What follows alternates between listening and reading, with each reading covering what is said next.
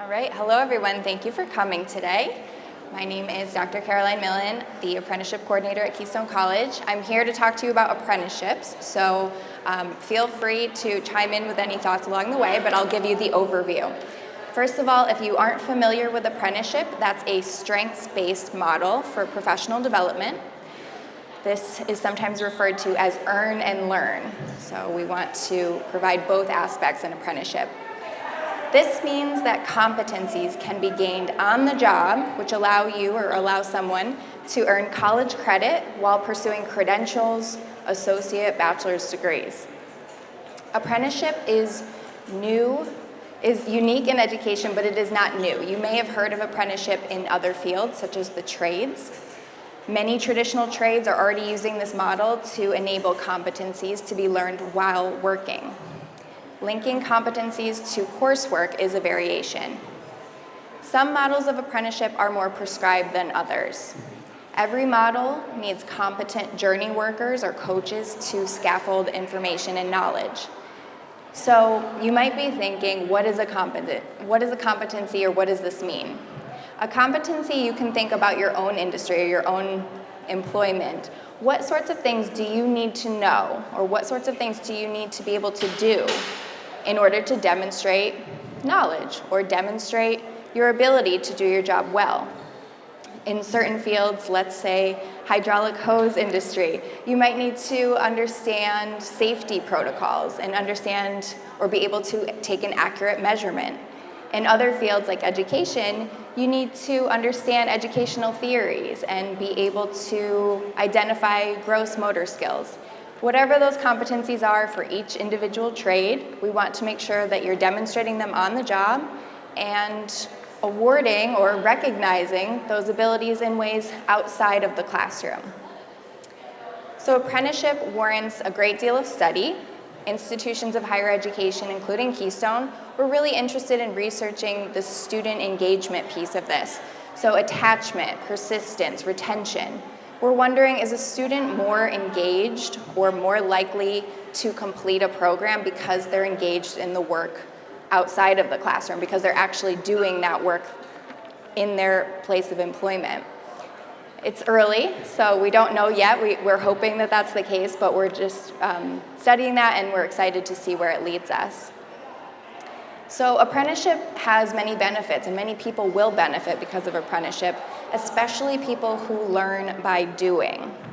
So when asked to speak about the value of becoming an apprentice, I would say the benefits for employees or students who are working is that they can continue to earn a paycheck. You don't need to leave your job to go back to school. You can do this while working full-time. You can advance your workforce skills with this on-the-job training. You can receive support and professional mentoring. So again, those journey workers or coaches I mentioned, they're mentoring these employees to connect the competencies from the classroom to the workplace. And of course, earning college credits and attaining nationally recognized credentials. Why would an employer want to have apprenticeships as part of their site? So benefits for the employer side is that this, of course, creates a more productive, diverse, skilled labor force. This increases the job opportunities and job training opportunities. This helps retain qualified professionals in roles as they increase those competencies. And this helps develop the next generation of industry leaders. So this is sometimes referred to as grow your own. Think about the pandemic, right? There's so many places who are in need right now. If we can use apprenticeship to help not only train but also retain these qualified professionals in the field and help them increase their competencies without having to leave work to do so, that would be really beneficial. An apprenticeship can do just that.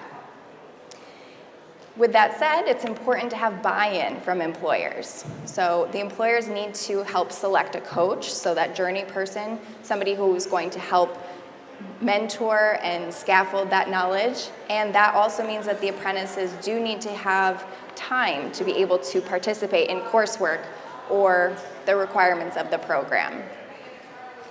Now, I mentioned earlier, and as I was introduced, I am from Keystone College, so we are the regional hub for apprenticeships right now in education. We are also looking at a variety of models and really interested in other industries that would lend themselves to the apprenticeship model. We have established a regional apprenticeship committee, which includes employers and higher education personnel, other leaders in the community, so that we can not only spread the word about apprenticeships, but also make sure that we're hearing from those industries of what their needs are so that we can help to meet them. And with that said, with childcare, we are looking at people who are already working in the field. Again, with the pandemic, childcare is essential not only to having great childcare in general, but we recognize that in order to send folks back to work, then we need to have people who have that security of childcare available. So it really fuels the whole industry, in our opinion. That's what I have prepared. I would definitely be open to any questions now, or if you feel like a more individualized conversation would be warranted. I do have some flyers up there with my email address and my phone number, and I'd be happy to discuss this one-on-one with you. Thanks so much.